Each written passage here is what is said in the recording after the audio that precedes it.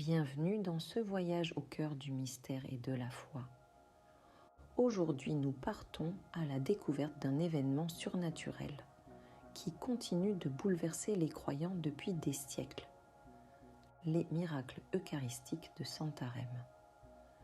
Que s'est-il vraiment passé et pourquoi ces faits suscitent-ils encore aujourd'hui tant de ferveur? Au XIIIe siècle, dans la ville de Santarém, au Portugal, une jeune femme est dévorée par l'angoisse. Son mari la trompe et elle veut à tout prix le reconquérir. Désespérée, elle se rend chez une magicienne.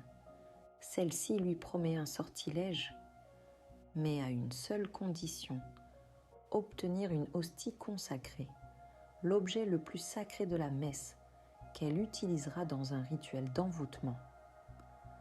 Un dimanche matin, la femme se rend à l'église de Saint-Étienne. Elle s'approche de la table eucharistique, reçoit l'hostie et la cache dans un linge de lin. Mais à peine sortie de l'église, le tissu devient brûlant. Du sang commence à suinter. Tremblante, elle rentre chez elle et cache le tout dans un tiroir. La nuit, le couple est soudain réveillé par une lumière rougeoyante, s'échappant d'un tiroir, comme un cœur vivant battant dans l'obscurité. Le miracle se manifeste. Au matin, les époux informèrent-ils le curé qui se rendit chez eux pour prendre l'hostie et la porter à l'église Saint-Étienne en procession solennelle, suivie de nombreux religieux.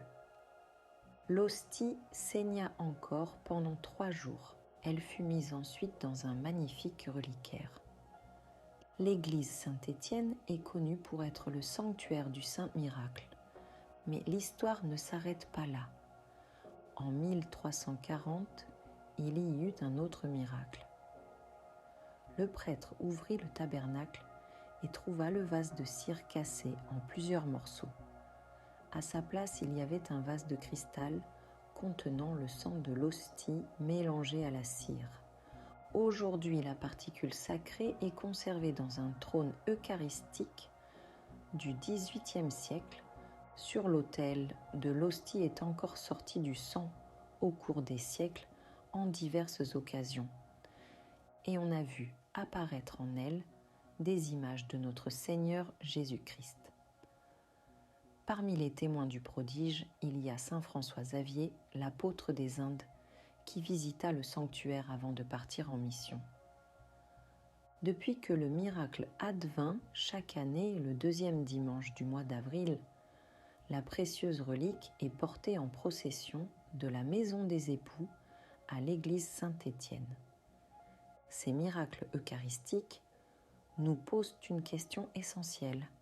Et si Dieu, dans sa miséricorde, avait laissé à l'humanité des signes visibles de sa présence réelle dans l'Eucharistie, ces faits, défiant les lois naturelles, continuent de toucher les cœurs et de raviver la foi. Merci d'avoir regardé ce documentaire. Si vous avez été touché ou intrigué par ces histoires, aimez cette vidéo, abonnez-vous à la chaîne et activez la cloche pour ne rien manquer de nos prochaines enquêtes spirituelles et prières. En commentaire, dites-nous si vous connaissiez ces miracles et ce que vous avez ressenti.